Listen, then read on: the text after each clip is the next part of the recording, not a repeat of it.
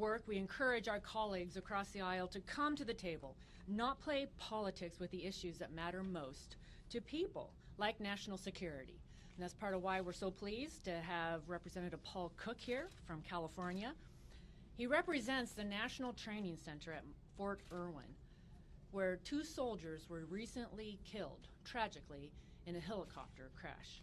And it's a reminder that every day we have military men and women putting their lives on the front lines for the security that we enjoy as Americans. So later on this week, we'll be sending again a bill to fully fund the military for the upcoming year. Before I turn it over to Representative Cook, I also want to say that my heart goes out to so many of the women involved in the U.S. gymnastics program who bravely have shared their stories over the last several weeks. No one should have to endure the pain that they have. And their stories marked a call for action. And I was thankful last night that the House voted on legislation. We sent it to the President's desk to ensure that the amateur athletic governing bodies have the tools that they need to protect these athletes so they become Olympians, not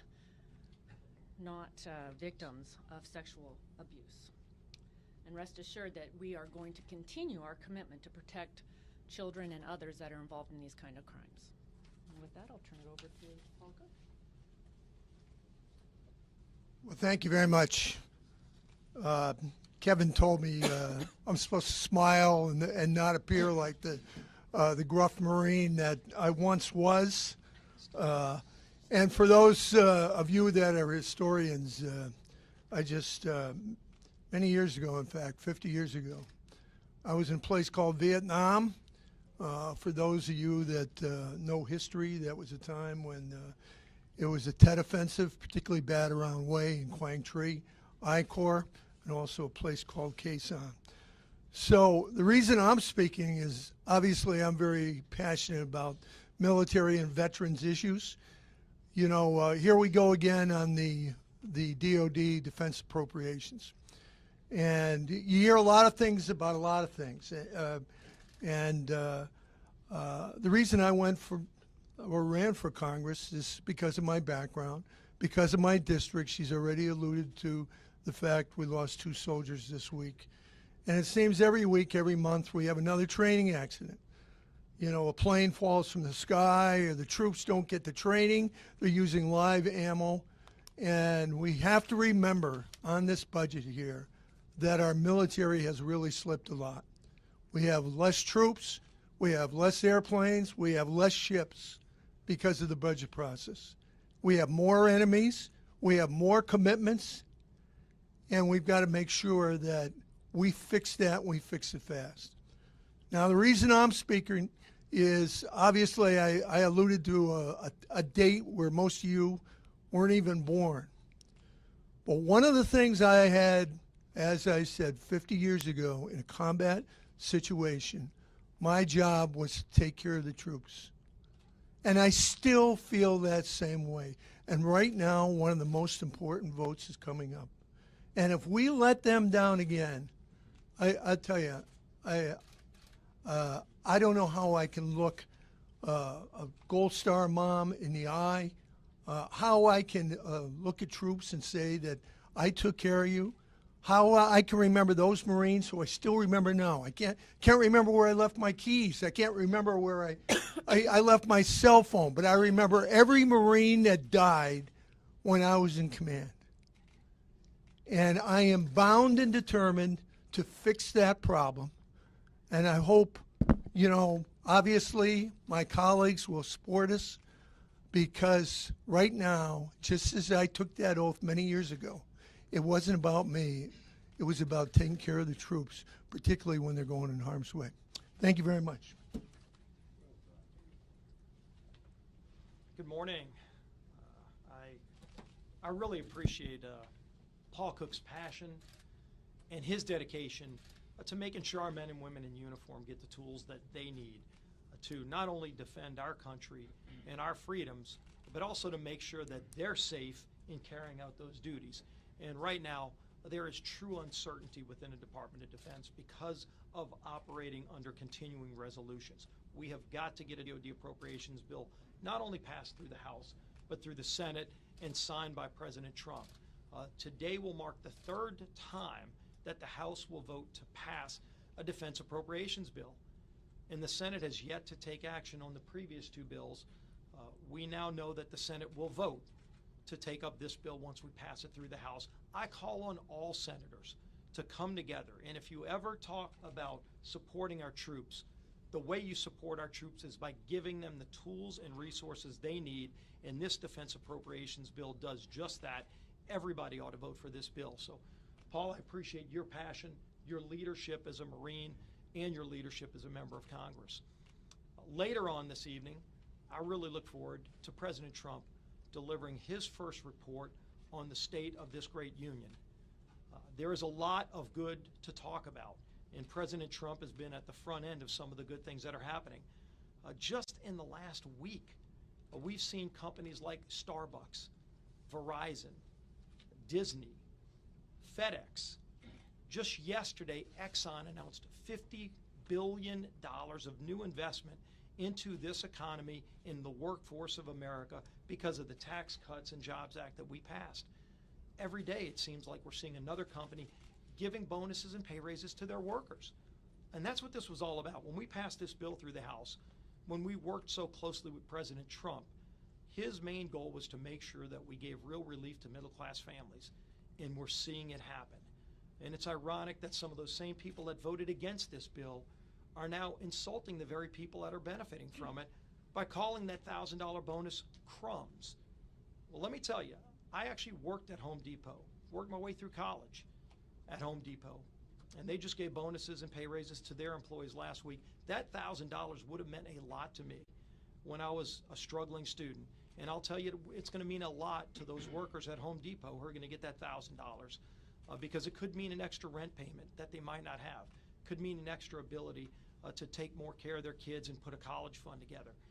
So when you see these bonuses and pay raises continue to happen every day in every small business across the country and every large business that we know well, President Trump was at the forefront of making that happen.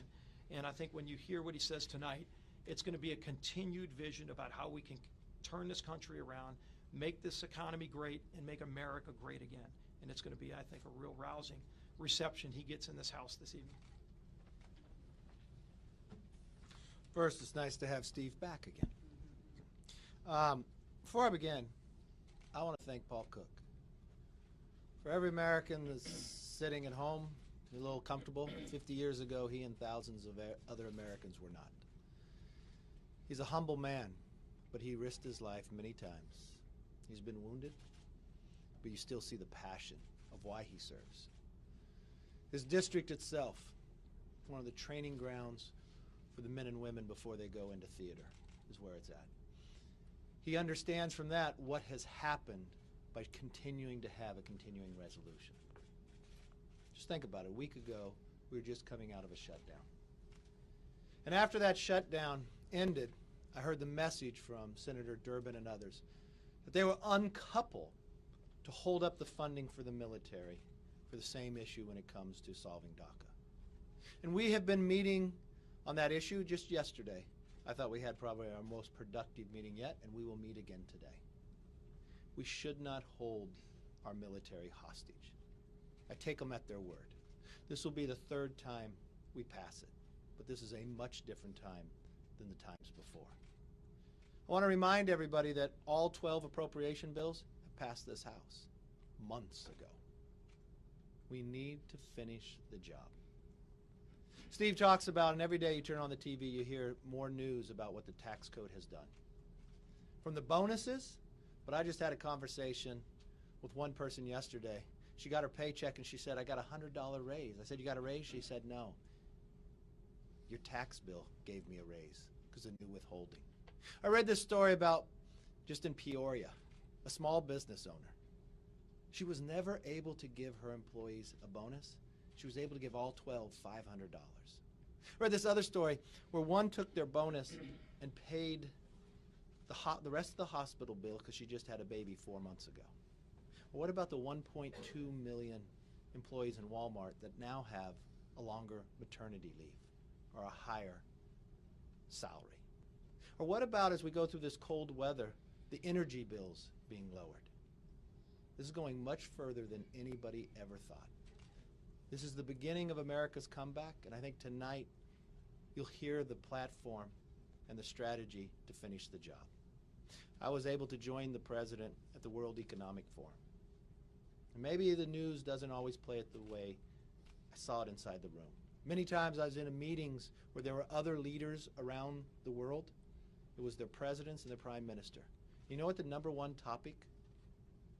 They said America's back doing bold ideas. It's not just America's doing it. They said they had to change their behavior. Almost every single country talked about now doing tax reform. So we're not just changing America, we're going to make the world stronger. And the number one question I want the president to ask tonight to the American people, are you better off today than you were 2 years ago? Because I think that answer could be very strong to probably put partisanship aside and have other people start working with us so we can solve the other problems that are before us. Well, as was mentioned, the House is going to vote on, again, a very important piece of legislation. This is the Department of Defense funding that equips our service members with the resources they need to protect our country and the threats that it faces. This is not the first time the House has voted on this bill. This is not the second time the House has voted on this bill. This is the third time the House has voted to fund our military. You heard it from Paul Cook straight. Why is this the third time that the House will have voted to fund our military? Because the Senate Democrats continue to hold that funding hostage. They threaten to filibuster this legislation, which makes it impossible for the Senate to pass and for the President to sign it into law. Senate Democrats are playing politics with defense spending that is so vital to our national security needs. So we just don't see this as irresponsible. It's dangerous. You do have training accidents happening more and more these days. We had more people die in training accidents last year than died in combat last year.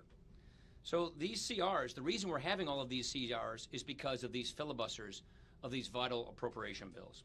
So as we saw last week in Paul's district, the consequences are very real. Our men and women in uniform, they depend upon these resources to keep themselves safe and to keep us safe. So I urge the Senate Democrats to do the right thing. Drop the filibuster, process the legislation. We want to find a DACA solution. We will find a DACA solution, so don't hold up our military funding hostage for this. Let's move forward. On a positive note, I'm excited to hear President Trump's State of the Union address tonight.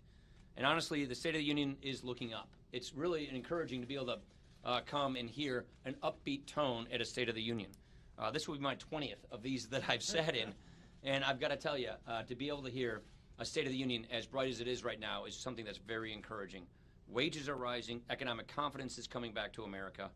Tax reform is now the law of the land, and it is playing a huge role in this transformation. As Steve just mentioned, just yesterday, we heard from another major employer about investing another $50 billion into this economy because of tax reform. Just a couple of weeks from now, 90% of American workers, 90% of American wage earners are going to see their paychecks get bigger as the IRS new withholding tables are put into effect in February. This is a big deal. Look, Jana and I were working the concession stand at our parish on Sunday for our kids' basketball games, and a friend of mine who works at the Home Depot in Janesville could not wait to come up and tell me about the bonus that he had gotten, about the wage increase that he had gotten, what it's going to do for his life. You know, wherever you go, you have people coming up to you saying, you know, this is a new car payment for me. This is working. And what those of us who've worked on this issue for so many years thought and suspected was, if we do tax reform in America the right way, it will unlock a lot of economic potential. It is unlocking so much more economic potential than we even imagined. So we're very excited. Economic confidence in America is at a 17-year high, while unemployment in America is at a 17-year low. These are good things. This is a big deal for Americans across the country. We've got a lot more work to do, and I'm looking forward to President Trump's speech tonight to find the way forward and get more done for the American people in 2018. Questions? Manu. Mr. Speaker, regarding the Nunes memo, why is it okay for Republicans in the House to release a Republican memo and not at the same time as a Democratic memo to give the American public a full picture, or at least both sides of the argument relying this underlying intelligence? Manu, what's okay is to follow the process as the process is laid out, and that's precisely what is happening. I would remind you that the Democrats tried blocking the rest of the members of Congress from even having access to the memo that the majority wrote. Yesterday, the majority voted to provide access to the Democrats' memo. The process is this. It's an 11G process. You've all probably reported on it, which is a memo gets released to the broader members. They read it. Then you go and scrub to make sure that no sources and methods are being compromised, and then you go through the process of releasing it. The majority's memo already went through that process. That process is underway.